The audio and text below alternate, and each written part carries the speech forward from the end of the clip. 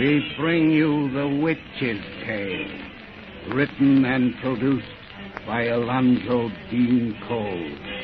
The Witch's Tale.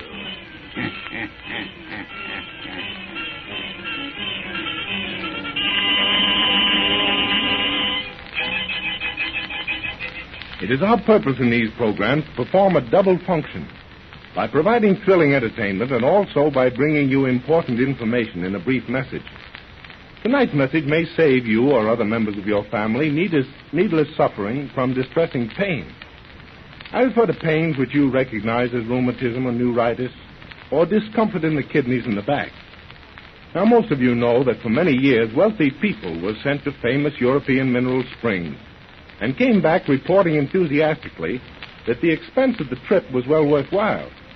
Those European mineral waters relieved them of the pains of rheumatism, neuritis, and kidney troubles, and renewed vital energy was reflected in their faces and in every step they took. Now, I've reminded you of this so that you will understand why Crucian salts relieves pains of rheumatism and similar ailments so quickly and effectively. You see, Crucian was developed to duplicate the therapeutic effects of those famous European springs. Crucian contains those elements in a balanced combination of 6 mineral health salts.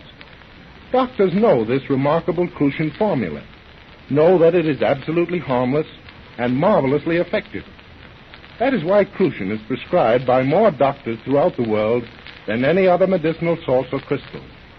If you are subject to rheumatism or neuritis or kindred ailments, let Crucian gently but surely rid you of the poisons which have secretly accumulated in your system, and you will be amazed at the result. For these poisons circulate through the bloodstream and set up an aggravated pain that gradually gets worse if it isn't properly relieved. Don't put up with it needlessly another day when your nearest drug counter has Crucian. That word Crucian, spelled K-R-U-S-C-H-E-N, has meant joy to millions of grateful people. In countless homes, it keeps happy folks free from acidity, free from acid-caused headaches, sour stomach, and flatulence, and free from the aches and pains of rheumatism, neuritis, and distressed kidneys. As your doctor will confirm, all these troubles can be related to each other. So tomorrow, join the millions who keep themselves feeling fit and looking fit due to Crucian. Learn for yourself what it means to always have that Crucian feeling. And now for our visit to old Nancy and her wise black cat.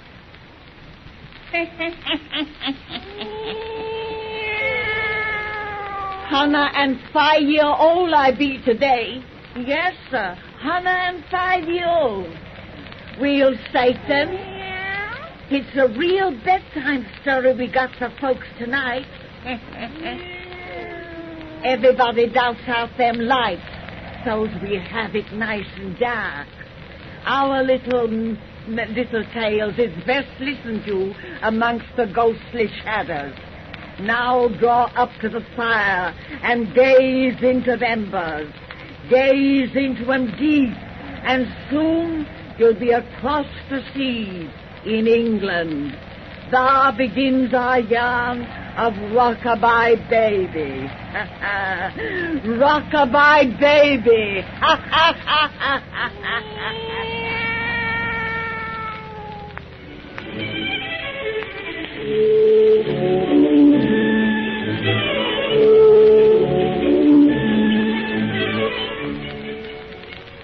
Mr. Melvin, you don't honestly believe what you just said. Oh, yes, my dear fellow. There's a room in the east tower of this old mansion which is positively haunted. Mrs. Beckett, he's just fooling, isn't he? No, indeed, Mrs. Christie. I share Mr. Melvin's opinion that his tower room is queer. So do I. I wouldn't enter the place after sundown for £20,000. Robert, I never heard of such a thing. 3 grown-up people believing in ghosts. Well, everybody's entitled to their own opinions, honey, but I warn you, ladies and gentlemen, that my wife and I came from Missouri. Missouri? You know, so many Americans say they come from that great state. It must be very populous. But, George, I understood Mr. and Mrs. Christie to say their home was in Oh, such a difficult name. Robert and I were born in Kentucky, Mrs. Beckett. It's only since you mentioned spooks that we've been from Missouri. I don't understand. I do. But whether you believe us or not, Mr. Christie, the fact remains that no one can pass a night in the room I speak of. You mean to tell me that I couldn't stay there? My dear fellow, you'd find it an utter impossibility. Is that so? Well, say, now look here, Robert, I'm you just... be still. Let Mr. Malvin tell us about the place. What's supposed to happen is so scary, Mr. Malvin. Wait till we have another drink to make the yarn seem better. Yes, capital idea. I'll be the barmaid. You better not take any more of that. Of course I'm having more. But this will make you sick this evening. Well, what if it does? I know how to handle my liquor, Susie. When I hear you married couples quarrel, I truly appreciate my bachelorhood. Oh, please don't think that Robert and I were quarreling, Mr. Malvin. Oh, I should say not. Our little arguments never mean anything, do they, Rockabye, baby? Rockabye, baby? Now, that's just a little family secret. Yeah, one that goes way back. Way, way back, don't it, honey? But now, Mr. Malvin, suppose you tell us what awful things happen in that haunted room of yours. Yeah, just what sort of a person is your family ghost? Well, it's the uneasy spirit of an ancestor of mine. His portrait hangs here upon his wall. That old gentleman in the red suit? Robert, he looks just like pictures of Sir Walter Raleigh. He lived in the same age, and like Raleigh, he died by the headsman's axe. His head was chopped off? Yes, he went to the block for murder. I blush to admit that my ancestor was a cold-blooded killer of the most depraved type. He was a sadistic strangler. Whom did he strangle? Old records placed a number of his victims as between 30 and 40. That room in the tower was the scene of his crimes, which may be the reason his evil spirit lingers there. Oh, bunk. Pardon me, Malvin, but you can't convince me that spirits linger anywhere on Earth. Still, the fact remains that no one can remain in that room after nightfall. You said that before, so I reckon you believe it, but I'll remain in your haunted room any night you say. If I permitted it, you wouldn't see it through. Is that so? Say, are you a betting man? On occasion, why? Because I'll bet you $100 that I'll stay in your tower room tonight. Me too, Robert. I wouldn't miss it for the world. Sorry, old chap, but I never make a wager of less than £1,000. £1,000? That's $5,000. Well, if Mr. Malvin insists on throwing money away, I'll just take him for $1,000. Very well. I'll make out my check. You cover it. And Beckett here will hold the stake. I'll cover it. Where's the fountain pen? Oh, you can use mine, old chap. The terms are that you will remain in that room from midnight until sunrise. If you fail, your wager is forfeit. And when we come down cheerfully to a late breakfast, you forfeit yours. Exactly. Here's my check, Beckett. Here's mine. Right there. It's nearly midnight now. Take us to your tower, Mr. Malvin. I'm just dying to see the place. Very well. Well, there's no electricity in the room, but you'll have plenty of candles and be quite comfortable. At first. Oh, do you carry a pistol, Christie? A pistol? What would Robert be toting a pistol? Since you have none, I'll lend you one of mine. One has a feeling of security with a gun in his possession, even though it will prove of little value against the dead whom you may meet. Well, will you listen to this man, Susie? If he keeps on, he'll have me bleeding in his skull. Believe as you like, but at the first indication of something abnormal in that room, I advise you to consider your lives rather than your wager. If we see a spook big enough to drive us out of that room, I'll consider it worth £1,000. That's why we came to England, because we hoped something different would happen. I've an idea that tonight you shall see something very different, Mrs. Christie. I'm quite positive that you shall.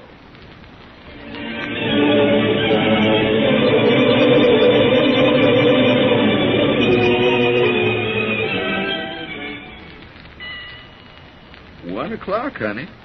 We've been here over an hour. This must be the night when Malvin's ghost don't work. I reckon. But I've got to confess it. When we first came in here, I had cold shivers running up and down my spine. Well, I don't wonder. This is sure enough what a haunted room should look like. Yes, it's so full of spooky shadows and dark corners.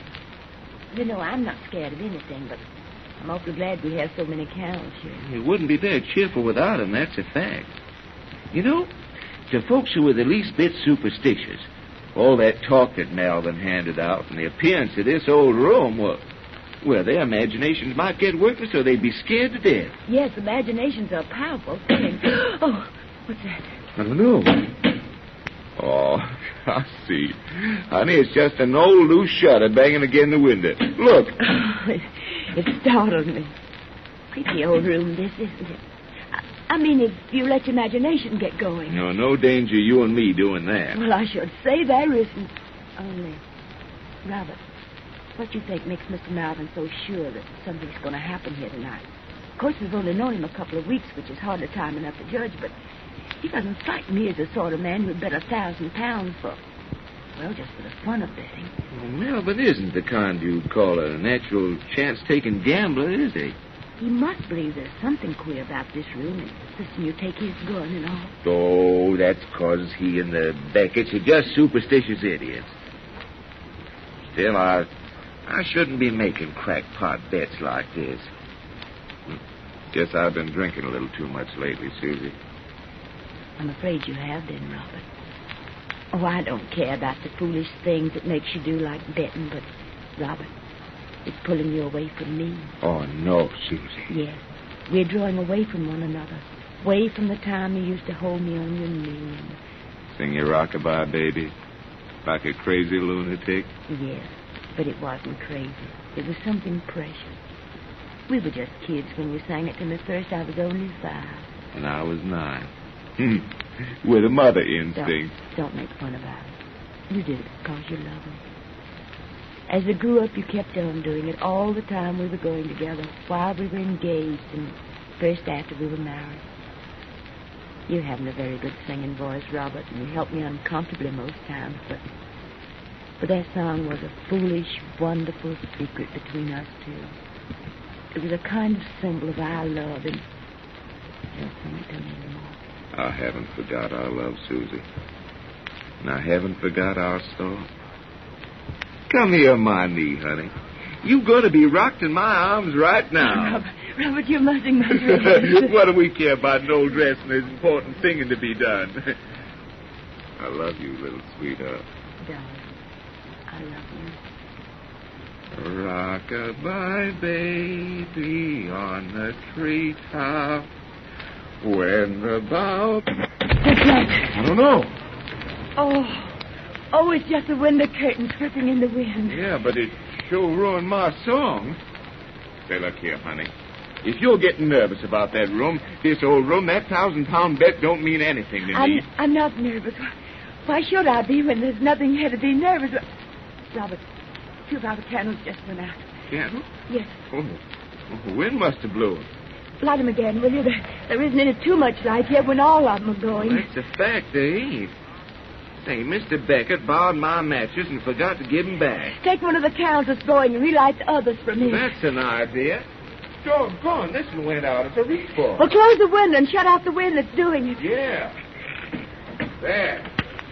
Now they'll be all right. Robert, there goes another candle. Well, the wind didn't blow it out. Not with the window closed. Well, I wonder what... Dear, another's going. That's funny. These candles just suddenly flicker out and die. There goes another. What's causing it? I don't know. There goes another. Relight them quick. If you don't, we'll be in darkness. I will, honey. Don't you be scared. Oh, 2 more went out. There's only 3 left. I'll get one of them and... That one's gone now. This one just went. Only one's left. Now it's gone now. Robert, put your arms around me. Hold me tight. Now, here I am, honey. Here I am. What made those candles all go out? I don't know, but there's some natural explanation for it. Don't you be scared. I'm not. Only I can't bear this darkness. Take me to the window where the moon's shining in. Yeah. Quick. Come on, we'll get in the light. There's shadows all about it. There's such ugly shadows. There's only shadows, Susie. This is just a plain old room. Nothing here can hurt us but our own imaginations. I know it. It isn't possible that old murderer who lost his head for strangling folks will come back here from the grave. Of course it's not. Imagination is all the ghosts are made of. Yes. Imagination. Just imagination. Sounds like footsteps. They're in this room. No, they can't be. We'd have heard the door open.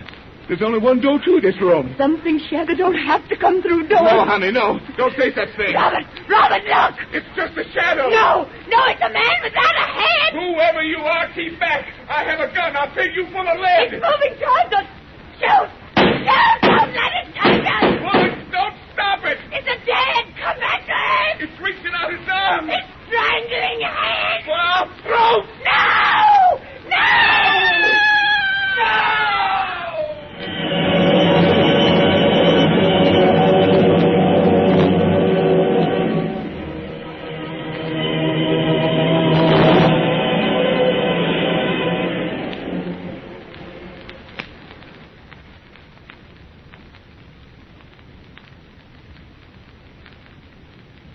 Oh, how she screamed. So did he. Then she dropped to the floor, fainted most likely, and I made my getaway. Quick, help me out of this costume before he brings her from the room. Well, Agnes is down the hall. She'll storm me already. Oh, what a cushy game this is. A secret passage to that room, candles with prepared wicks, and your ghastly headless makeup. Not forgetting the way I built the story up. Any fool who bet he's not afraid of ghosts, and the gun with tampered cartridges made him sure it was the dead they shot at, besides ensuring me they'd use no weapons of their own. I told you this was the greatest easy money scheme I ever had. It certainly appears so. And this is only the first time we've worked it. With all the silly chumps there are in London, we'll soon make a fortune at it. I'm all right now. Hide that costume in the cupboard. Right-o. Hurry. Agnes can't stall in the hall much longer. Well, I'm with you now. Open the door. Well, there's Agnes. George, she's alone. What? Christy's aunt with her? No. Agnes. Haven't they come out yet? No. And there hasn't been a sound from that room since they screamed. I told you this scheme was too fantastic to succeed. You frightened them, all right. But then their common sense returned. And now they're in there laughing at us. I won't believe that. They were terrified. Then why haven't they come out? What's that? What? Listen. It's Christy's voice. He's singing. Yes, Rockabye, baby. A lullaby to let us know your ghost won't spoil his beauty sleep. You terrified him? Oh, Be still. There's something queer about that song. What do you mean? that singing is queer. I'm going to find out why. Keep away from that door, you fool. No. There's something wrong in that room. Give me that candle, Agnes. Come on. George, he acts as though he doesn't see us. And his wife lies so still in his arms. Oh, God. I think she's dead.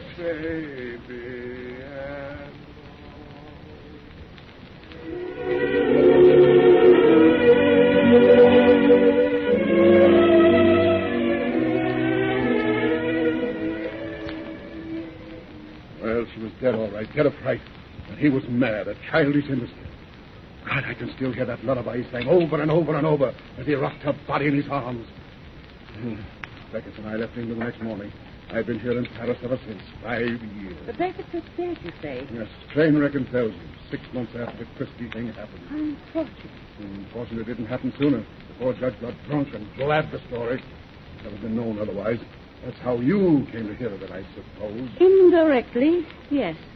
But it's only recently I learned that you were Malvin. I had to change my name. Christie's relatives were looking for me. People from his part of the States go in for vendetta, like the Corsican banditti, I've heard. But since you're an American, you probably know more about Kentuckians than I do. But I know their reputations. Christie himself is dead now. Yes, I saw it in the papers. Died singing Rockabye Baby, I suppose. Oh, let's not talk about it anymore. I wouldn't mention the thing, only you sort of drag it from me. You shouldn't mind discussing anything with me. I don't. I trust you. You're my kind, a wise one, an easy money schemer. The only bit of luck I've had in the past 5 years was meeting you. Luck for me as well. To meet such a clever, imaginative fellow who can use his wits to get what fools must work for. Joan, will you marry me? Marry you? Yes, I'm mad about you. We'd make a great team with your looks and my experience. The easy money would just roll in. Oh, Melvin, this is so sudden. Oh, I don't blame you for laughing. I forgot I'm wearing shabby, worn-out clothes, and I'm down and out. I has been. On my word, I don't know why you even sit and talk with me in such a public place as this cafe. If you can get back your nerve, you won't be a has-been any longer. My nerve? Yes. The Christie thing broke you. You've admitted since that night in England, you haven't had a bit of luck. It isn't luck that's been against you, but your mind. I'll tell you why I've met you here each day. It's because I think we would make a great team. Melvin, if you can prove to me that you're a man and not a coward, I'll go along with you. I'll marry you. Joan, if you mean that, I'll do anything you say. All right. Tomorrow we go to England. I don't dare. Nonsense. 5 years is a long time. They'll have forgotten why you ran away by now. And we're going back to live in your ancestral estate of Malvern Manor. No. Yes. Your scheme of the haunted room and headless ghost is the greatest I ever heard. We're going to work it for everything it's worth. I'll never try that again. You will. It's a perfect racket. Only a man of imagination could have planned a game like that. Imagination. Yes, I have imagination, all right. An imagination that for 5 years has kept that room before my eyes. that's dinned it into my ears. A madman's song. You're right. It stole my nerve. But I can't return to that house to get it back. All right, then. You and I are through. Don't say that. Oh, don't go away, Joan. I'll do anything you say. Then you go to Malvern Manor, and I marry you, on condition that our bridal night is spent in that tower room. Bridal night? In that tower room? Yes. As you regain your nerve, you'll also gain a wife and partner. That appeals to my imagination. You see, I have imagination too, dear. It's a great thing in our life.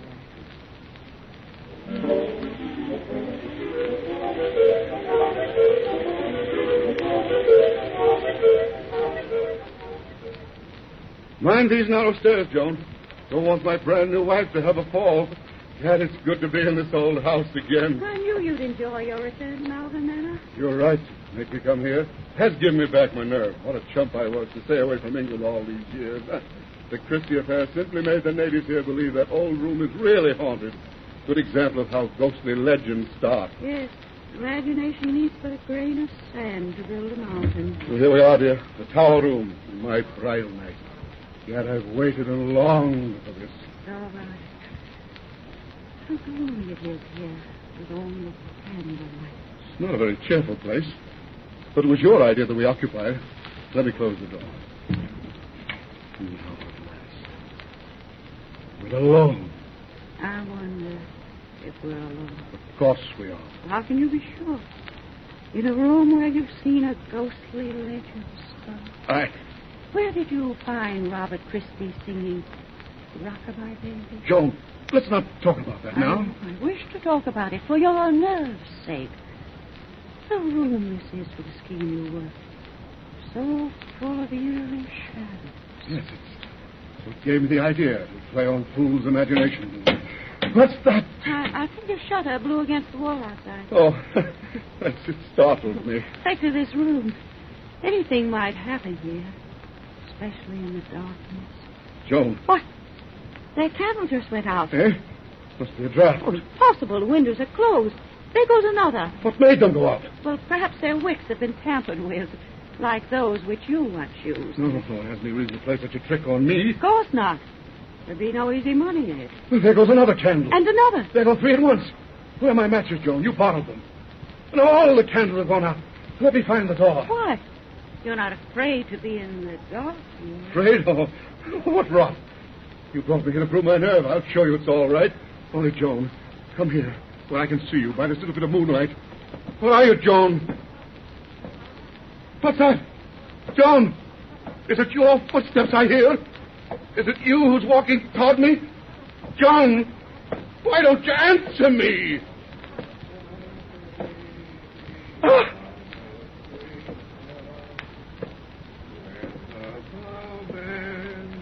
Christie's here! I see him in the moonlight! Christie! Risen from the dead! Ah!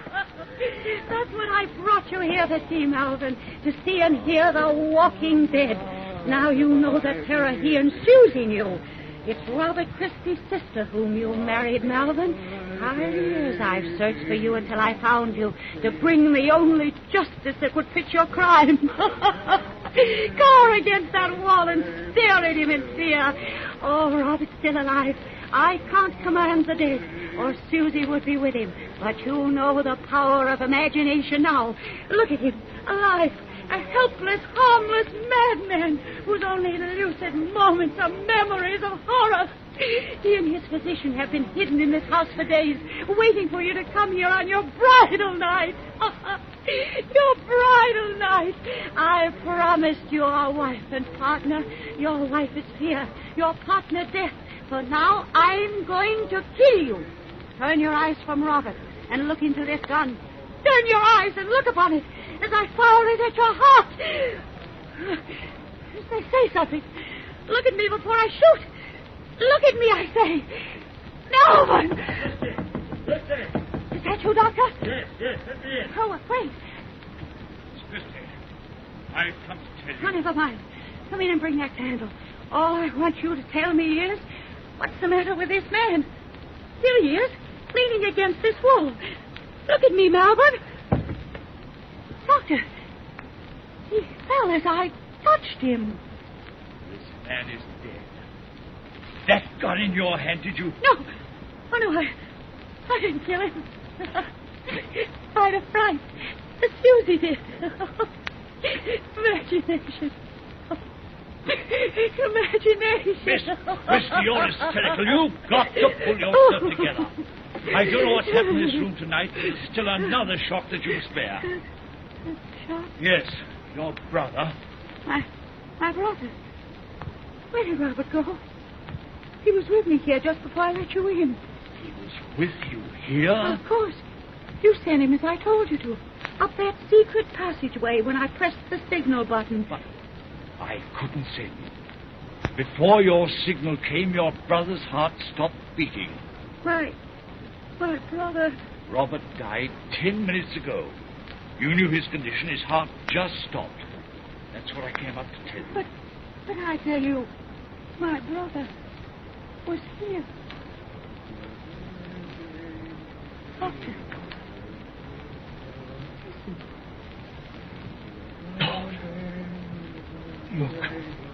Look. Among those shadows there. Robert. And Susie's in his arms again. Imagination. Imagination.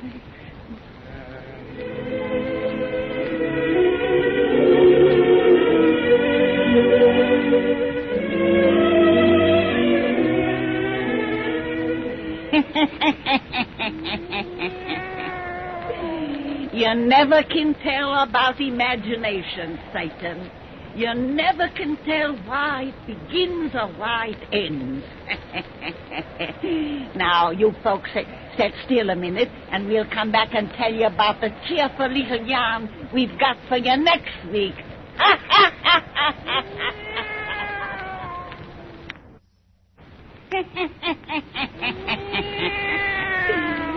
Satan, next week when these folks come to see us, we're going to take them to Chinatown at San Francisco.